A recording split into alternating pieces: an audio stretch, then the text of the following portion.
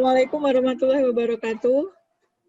Waalaikumsalam warahmatullahi wabarakatuh. Ya.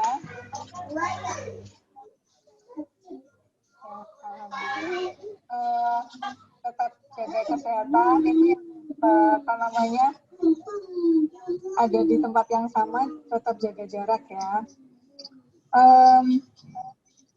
Sebelum kita memulai kegiatan pada hari ini, marilah kita berdoa menurut agama dan kepercayaan masing-masing, dipersilakan. Dapat diakhiri. Oke, untuk memantik semangat kita, salam semana. Bersatu di ke depan dari satu sama.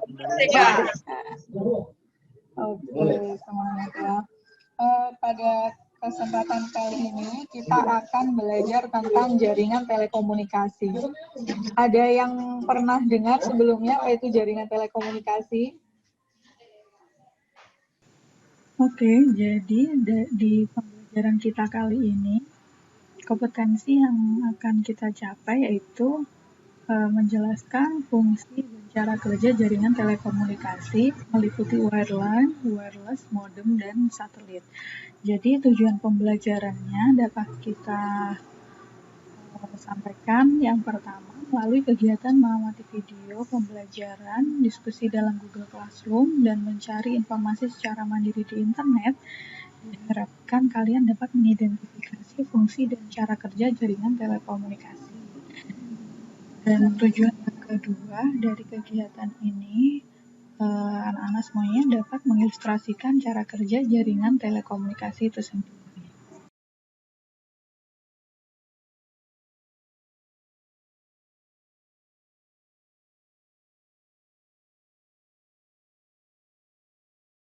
Halo semua, selamat datang lagi di channel ini. Kali ini kita akan membahas pengertian tentang jaringan LAN, WAN, dan MAN.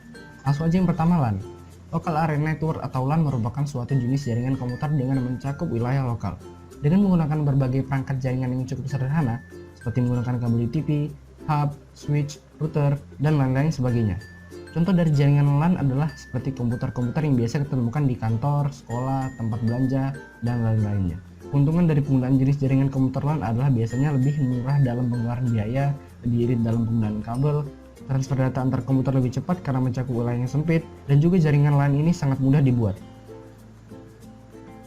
Kerugian dari penggunaan jenis jaringan LAN adalah cakupan wilayah jaringan yang lebih sempit sehingga untuk berkomunikasi keluar jaringan menjadi lebih sulit, dan area cakupan transfer data tidak begitu luas. Yang kedua, MAN. Metropolitan Area Network atau MAN merupakan jenis jaringan komputer yang lebih luas dan lebih canggih dari jenis jaringan komputer LAN. Disebut Metropolitan Area Network karena jenis jaringan komputer WAN ini biasanya digunakan untuk menghubungkan jaringan komputer dari suatu kota ke kota lainnya. Untuk dapat membuat suatu jaringan MAN, biasanya diperlukan adanya operator telekomunikasi untuk menghubungkan antar jaringan komputer. Contohnya seperti jaringan kantor pusat dengan komputer cabang yang berada di kota berbeda. Keuntungan dari jenis jaringan komputer MAN adalah cakupan wilayah jaringan lebih luas, sehingga untuk berkomunikasi menjadi lebih efisien, mempermudah dalam hal berbisnis, dan juga keamanan dalam jaringan menjadi lebih baik. Kerugian dari jenis jaringan komputer MAN biasanya lebih banyak memakan biaya, dan juga dapat menjadi target oleh para cracker untuk mengambil keuntungan pribadi. Dan untuk memperbaiki jaringan MAN diperlukan waktu yang cukup lama biasanya. 3. WAN. Wide Area Network atau WAN.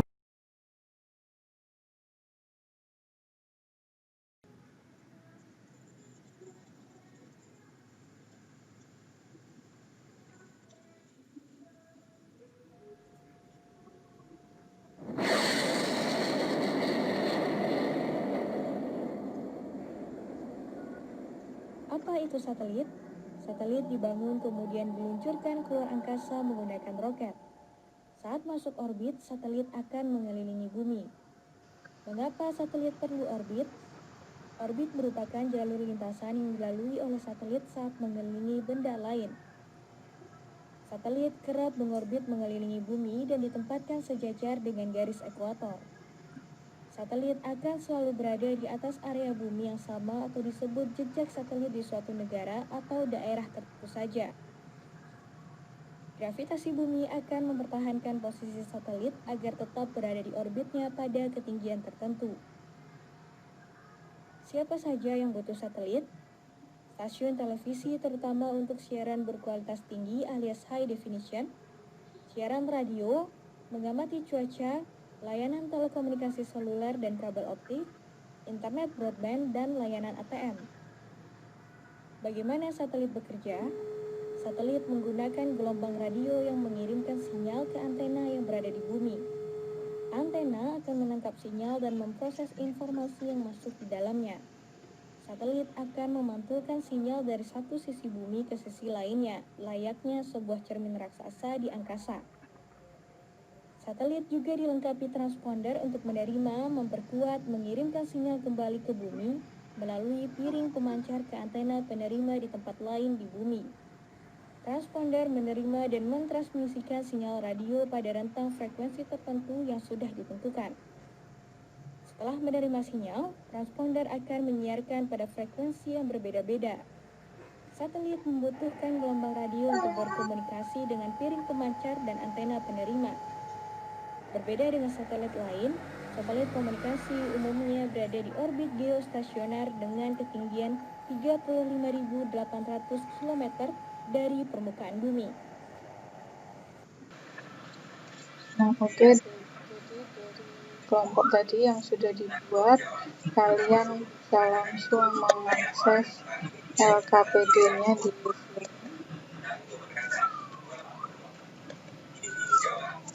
Ini LKPD-nya. Nah, permasalahannya sudah ada di sini.